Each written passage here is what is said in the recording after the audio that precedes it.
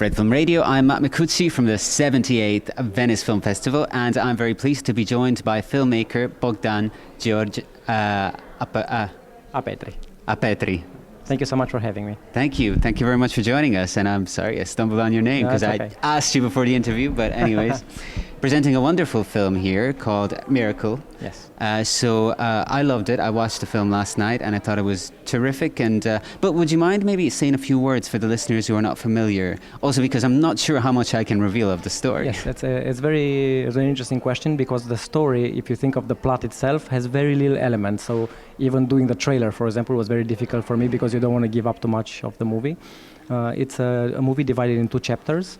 It starts with a nun who sneaks out of the monastery to do something, you don't know exactly what. Something terrible will happen to her, and the second chapter deals with a police inspector who is trying to solve her case. And of course, as the movie progresses, you realize the connections between the 2 chapters go much deeper than the narrative connection. So what were you trying to explore? I feel like you're really looking at society at large in a way here in this film. Yes, it's again a question I get a lot, but I think a filmmaker has to start with the characters. I agree with you completely, but if you start with the characters and if you're very specific about where the characters came from, what happened to them before the movie, what will happen to them after the movie, how did they meet, how do they relate to their family, and it's impossible not to make a comment on the society. But I think the trajectory is exactly this that I just said. You start deep and very specific with the characters, and then you let the social commentary seep through naturally. Because if you start with the social commentary, you're not going to make a movie, you're going to make some thesis about the society at large. So I wasn't interested in the society, but I knew that it will come in the background, it will come out. That's an interesting approach. Where did it originate, and was there any inspiration, particular inspiration? That was very strange because I got the idea for the movie instantly in an airport. I was waiting for a plane and I was drinking a coffee and I got the idea instantly. 2 chapters, a nun, a policeman. I put it down on a napkin so I don't forget it. I put it in the pocket. I flew to New York where I live. Yeah. I was flying from Romania. And then it took very little to write the script. It took about 4 months, which is pretty quick. More ideas came, obviously, on the way of writing it, but it was a pretty quick project. Must have been a good coffee. Yes, good coffee. Yeah. So I have to go to that airport again. Yeah. You know.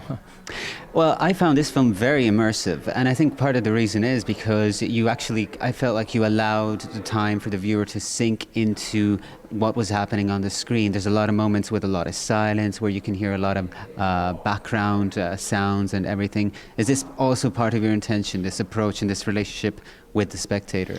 Absolutely, absolutely. And it has to do also with the title, Miracle, because I know a lot of people will probably not interpret the end as a miracle. For me, it is an actual miracle. It is a literal miracle, without giving too much from the movie, but the filming came from that idea. I wanted time to flow at its natural pace. Of course, being a Romanian movie, a lot of people will think I'm returning to the style of so many well-known Romanian movies where there's 1 shot per scene, which is what happens in this movie. But for me, it wasn't a philosophical approach coming from outside of the movie. Let's say I like André Bazin or I like realism or things like this.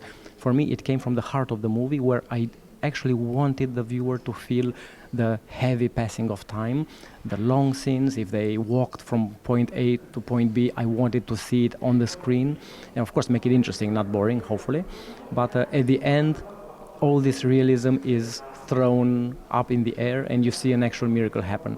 But if you have another interpretation about that, you or any viewer, that's totally fine because you make a movie, you show it, and you get 10 different interpretations. So you're okay with that if like the spectator has their own? Absolutely not okay, but that's why we make movies. We don't make movies to necessarily tell our thesis or tell an idea. We make movies for the audience to empathize with the story, the characters, and have emotions. Yeah. And if they come out with any emotion, I'm very happy because every movie is filtered through their own heart and soul. So to me, it's absolutely fine. If I have 100 viewers, 100 interpretations, it's absolutely fine.